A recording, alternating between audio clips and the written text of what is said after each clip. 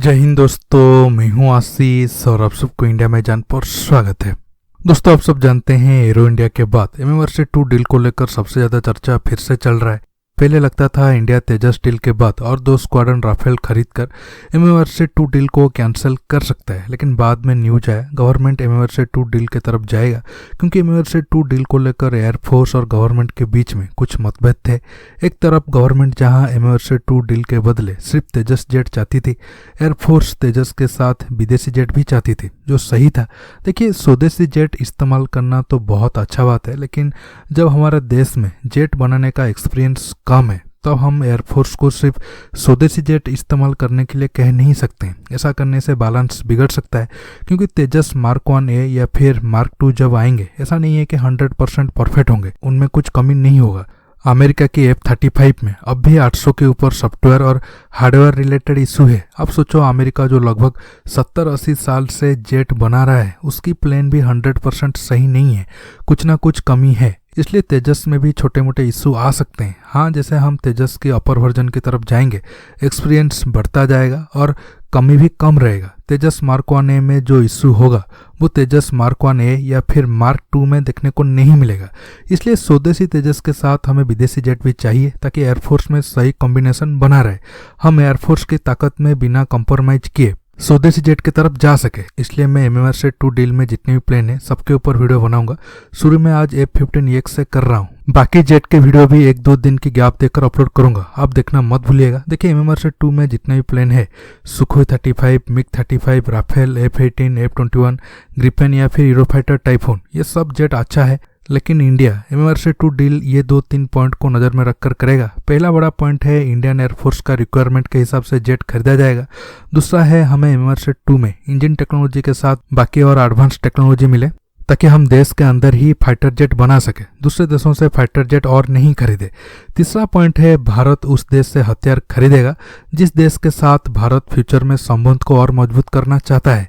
इस कड़ी में अमेरिका, रूस और फ्रांस है, क्योंकि ये तीनों देश का वर्ल्ड लेवल पे इन्फ्लुएंस अच्छा खासा है। अब F-15 को लेकर देश में 2 राय है। एक धड़े का कहना है F-15EX आने से भारत की ताकत बढ़ेगा। दूसरा ग्रुप का मानना है F-15 हेवीवेट फाइटर जेट है, इस रोल के लिए हमारे पास पहले से ही 300 के करीब सुखोई 30 MKI है, तो फिर हमें अब 100 से ज़्यादा F-15 की क्या ज़रूरत है। पहले सुखोई 30 MKI और F-15 पर बात करता हूँ, बाद में दूसरे सवाल पर आऊँगा। F-22 रैप्टर आने से पहले F-15 को 3 दशक तक किंग ऑफ स्काइज कहा जाता था। 1972 में F-15 का पहला प्रोटोटाइप उड़ा था। 1973 के बाद इस फाइटर जेट का सीरियल प्रोडक्शन शुरू हुआ। F-15 को अमेरिका के अलावा जापान, साउथ कोरिया और इजराइल इस्तेमाल करती है। F-15 अपना पहला शिकार जून 27, 1979 को किया था, जब इजराइल एयरफोर्स के पायलट मोसे मेलनिक ने सीरियन एयरफोर्स के MiG-21 को मार गिराया था। मोसे मेलनिक के नाम पे अपने कैरियर में F-15 के अलग अलग वेरिएंट के इस्तेमाल करते हुए टोटल 11 दुश्मन फाइटर जेट को मार गिराने की रिकॉर्ड है। अमेरिका अब अपने एयरफोर्स में लगभग 224 F-15E स्ट्राइक ईगल यूज कर रहा है। 2016 में ईस्ट चाइना सी में जापान की F-15J और चाइना की सुखोई 30 फाइटर जेट आमने सामने हो चुके हैं। अब तक F-15 विमान के जरिए दुश्मनों की 104 विमानों को मार गिराया जा चुका है, लेकिन अब तक कोई भी देश F-15 को टारगेट नहीं कर पाया है। देखा जाए तो F-15 एक बेहतरीन फाइटर जेट है। सुखोई 30 की लेंथ 21.9 मीटर, विड्थ 14.7 मीटर और हाइट 6.36 मीटर है। F-15 की लेंथ 19.43 मीटर, विड्थ 13.05 मीटर और हाइट 5.63 मीटर है। सुखोई 30 MKI की रेंज 3000 किलोमीटर है और मैक्सिमम स्पीड मैक 2 यानी कि 2120 किलोमीटर पर आवर है। सर्विस सेलिंग 17300 मीटर है और एम्प्टी वेट 17.7 टन है। मैक्सिमम टेकअप वेट 34.5 टन है और सुखोई 30 MKI को 2 क्रू चलाते हैं। F-15E की बात करें तो रेंज 5550 किलोमीटर है, मैक्सिमम स्पीड मैक 2.5 है, सर्विस सेलिंग 20000 मीटर है, वेट एम्प्टी 12.7 टन है, मैक्सिमम वेट लगभग 31 टन है। सुखोई 30 MKI में 2 L-31 FP टर्बोजेट इंजन होता है और हर एक इंजन 12500 kgf की फुल आफ्टरबर्न थ्रस्ट पैदा कर सकता है। F-15 की बात करें तो इसमें 2 F100 PW after burning turbofan engine इस्तेमाल होता है। हर एक इंजन लगभग 10,500 kgf थ्रस्ट पैदा करता है। F-15 की थ्रस्ट टू वेट रेशियो भी अच्छा है। ये दुनिया का पहला फाइटर जेट था जो वर्टिकल फ्लाइट में साउंड की स्पीड से तेज जा सकता है। F-15 हॉरिजॉन्टल फ्लाइट में 65,000 फीट की चढ़ाई जस्ट 122 सेकंड में पूरा कर सकता है। सुखोई 30 MKI में N011M बार स्पेशल रडार यूज किया जाता है। इस रडार का शॉर्ट रेंज 400 किलोमीटर है और ट्रैक रेंज 200 किलोमीटर है। F-15 की बात करें तो इसमें AN/APG-63 ऐसा रडार लगा हुआ है। इसकी मदद से F-15 300 किलोमीटर दूर से टारगेट को ट्रैक करके मार सकता है। सुखोई 30 MKI में 12 हार्ड पॉइंट है जो S-8 और S-13 जैसा रॉकेट, R-73 अस्त्र, R-77 K-100 जैसे air to air missile, KH-59 और KH-29 जैसे air to surface missile, KH-59MK, KH-35 और ब्रह्मोस जैसे एंटीशिप मिसाइल को ले सकता है। DRDO anti radiation missile, laser guided bomb और क्लस्टर बम को ये अपने साथ ले जा सकता है। बोइंग के अनुसार F-15EX अपने साथ F-35 से भी ज़्यादा 22 एयर टू एयर मिसाइल लेकर जा सकता है। नॉर्मली F-15 में लॉन्ग रेंज एंगेजमेंट के लिए 4 radar guided AIM-7 sparrow missile और शॉर्ट रेंज एंगेजमेंट के लिए 4 IM-9 side window infrared guided missile होता है। इसके साथ F-15EX 16 AIM-120T आमाराम radar guided missile अपने साथ लेकर जा सकता है। देखिए, मेरे हिसाब से F-15EX सुखोई 30 MKI से एक स्टेप आगे है, लेकिन सरकार अब सुखोई 30 MKI को अपग्रेड करने का प्लान बनाया है। इसके बाद सुखोई और बेहतर हो जाएगा। अब मैं कुछ पॉइंट की बात करता हूं जिससे आप समझ जाओगे F-15 अच्छा जेट होने के बावजूद क्यों इसका चांस कम है MMRC-2 डील में सिलेक्ट होने के लिए। देखिए, ये माना जाता है F-15 न्यूक्लियर हमला करने में सक्षम है। अगर F-15 भारत लेता है तो जागुआर और राफेल के बाद F-15 इंडियन एयरफोर्स का तीसरा जेट होगा जो न्यूक्लियर हमला करने में सक्षम होगा। लेकिन अमेरिका क्या न्यूक्लियर हमला करने वाला F-15 इंडिया को देगा? ये साफ नहीं है।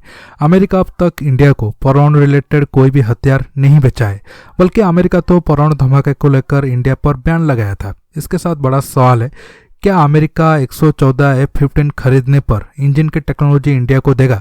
इसका चांस कम लग रहा है। हालांकि अमेरिका फ्रांस की सैफ्रन कंपनी को राफेल जेट के लिए इंजन बनाने के लिए मदद किया है, लेकिन भारत को ऐसा मदद मिलने की उम्मीद कम है। ऐसा तब हो सकता है जब भारत अमेरिका के साइड में हो जाएगा, रूस से सारे संबंध को तोड़ देगा, जो नामुमकिन है। भारत का फॉरेन पॉलिसी कभी भी ऐसा नहीं रहा है। देखिए, अमेरिका के बार बार मना करने के बावजूद भारत S-400 डील कैंसिल नहीं कर रहा है। इसलिए ये शक है अमेरिका F-15 में कितना एडवांस टेक्नोलॉजी देता है। मान लेते हैं अगर डॉलर के लिए अच्छा F-15 प्लेन इंडिया को देता भी है, क्या उसका टेक्नोलॉजी ट्रांसफर इंडिया को करेगा? टेक्नोलॉजी ट्रांसफर नहीं हुआ तो इंडिया को 114 प्लेन खरीदने से कोई बड़ा फायदा नहीं होगा। इंडिया फिर से फाइटर जेट को लेकर आत्मनिर्भर नहीं बन पाएगा, हमेशा दूसरे देश से डिपेंड करेगा। थर्ड पॉइंट पर आते हैं। जैसे कि मैंने आपको शुरू में बताया था, भारत उस देश से जेट खरीदेगा जिस देश के साथ इंडिया संबंध मजबूत करना चाहता हो। इस पॉइंट की नज़र से अमेरिका की चांस कम है। फ्रांस के राफेल और रशिया के MiG-35 के चांस ज़्यादा लग रहा है। देखिए, अमेरिका कभी भी भरोसेमंद आलाय नहीं रहा है। आपको एक छोटा सा एग्जांपल देता हूँ, साफ साफ बताऊंगा। अब किसान बिल में जो बड़े बड़े प्राइवेट कंपनी को फायदा पहुंचाने के लिए लाया गया है, इसमें सिर्फ अंबानी अडानी नहीं है। फेसबुक से लेकर अमेरिकन कंपनी अमेजन और वॉलमार्ट है जो फायदा उठाएंगे। वहीं अमेरिका की डीप स्टेट दूसरी तरफ जॉर्ज सोरोस की मदद से लेफ्टिस्ट और कुछ इस्लामिस्ट संस्था लोग और कुछ मीडिया हाउस को फंडिंग करके फार्म बिल के विरोध के नाम पर देश को अस्थिर करने की साजिश करने के साथ साथ खालिस्तान मुद्दे को भड़का रहे हैं। आप सोचो, एक बिल से अमेरिकन कंपनी इंडिया से ना सिर्फ फायदा उठाएंगे बल्कि सेम बिल को इस्तेमाल करके वही अमेरिका भारत को अस्थिर कर रहा है। यह है अमेरिका की काम करने का स्टाइल। इसलिए F-15 अच्छा जेट तो है, लेकिन भारत खरीदने की चांस कम लग रहा है।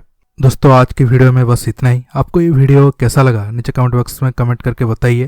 दोस्तों, ये वीडियो को ज़्यादा से ज़्यादा लाइक शेयर करने के साथ साथ आप मेरे चैनल को सब्सक्राइब करना मत भूलिए और सब्सक्राइब बटन के पास जो बेल आइकन है उसे प्रेस करिए ताकि आगे आप मेरे आने वाली वीडियो को मिस ना कर सकें। दोस्तों, रहता हूँ बहुत जल्द एक न्यू टॉपिक के साथ मिलूंगा। नमस्कार, जय हिंद।